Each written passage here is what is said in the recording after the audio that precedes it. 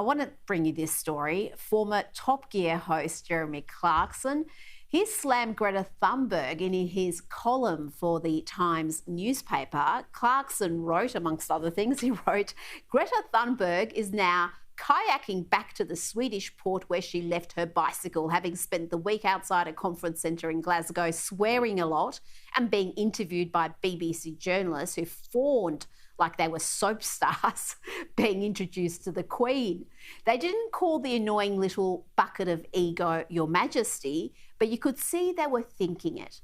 I simply don't get the Thunberg phenomenon. She has no knowledge of how the world works, no manners and no letters after her name, because instead of going to school, she's been busy sailing around the world so she can be mardy and abusive to grown-ups. What she needs is a smacked bottom. And it's that last line, Sophie, that it seems to have landed Clarkson in a fair bit of strife. What do you think? Do you think he's going to get cancelled? Is he uncancelable? He's going to keep saying whatever he wants to say? I mean, Rita, if we're going to cancel him over that, how ridiculous. Saying a smacked bottom, I mean, he's saying it in jest. Like, seriously, if someone's going to say this is an outrageous thing, which all the lefties will, they'll just thrive on this. But he makes some very good points. I'm sick and tired of this Greta Thunberg going on and lecturing the world. I actually think it's quite sad. I don't like how she's being manipulated by her parents. She's like a pawn in this climate change wokeism. And I think it's actually really sad. I think she should just go back to school and carry on being a kid. I mean, she's only really young. And I think she's, you know, in a way, this is abuse. I think she's just been used as this pawn in this climate change debate. And I don't like it.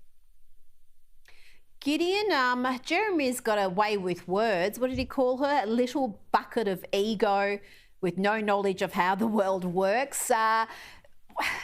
She's become untouchable. Now she is an adult, so I guess people feel a bit more comfortable criticising her, but she has been a very smart tool that the left have used, because they've put up this child that you possibly can't criticise, and she gets to address the UN and she gets to speak to world leaders and she influences policy.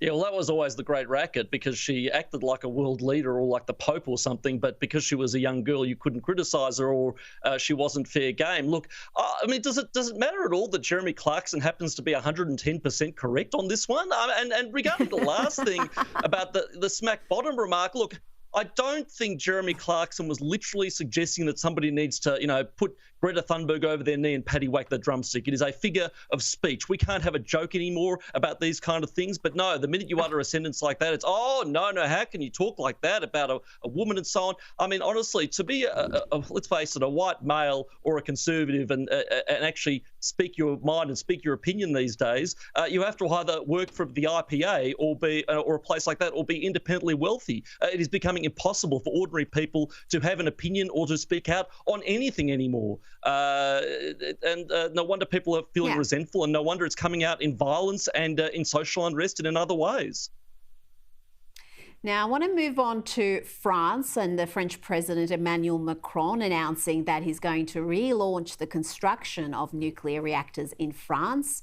It's a very smart move, if you ask me. It's going to provide them with reliable energy, maintain living standards and allow them to dramatically cut emissions. Vive la France! But, Gideon, why aren't we seeing something like this from Scott Morrison?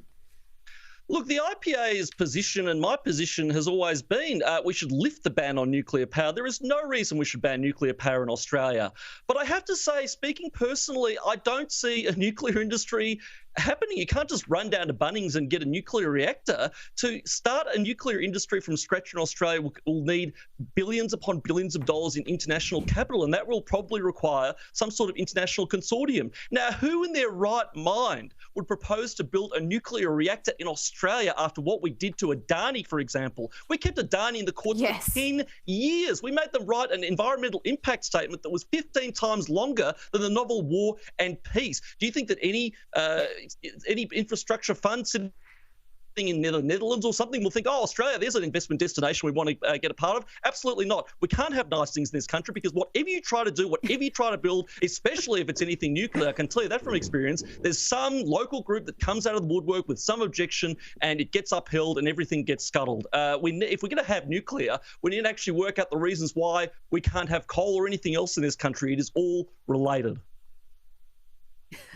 This is why we can't have nice things. I like that. Now to the US, and Fox News reports the Republican National Committee has announced its first ever RNC Pride Coalition. This happened over the weekend, and they want to mobilise LGBTQ communities ahead of the 2022 midterm elections.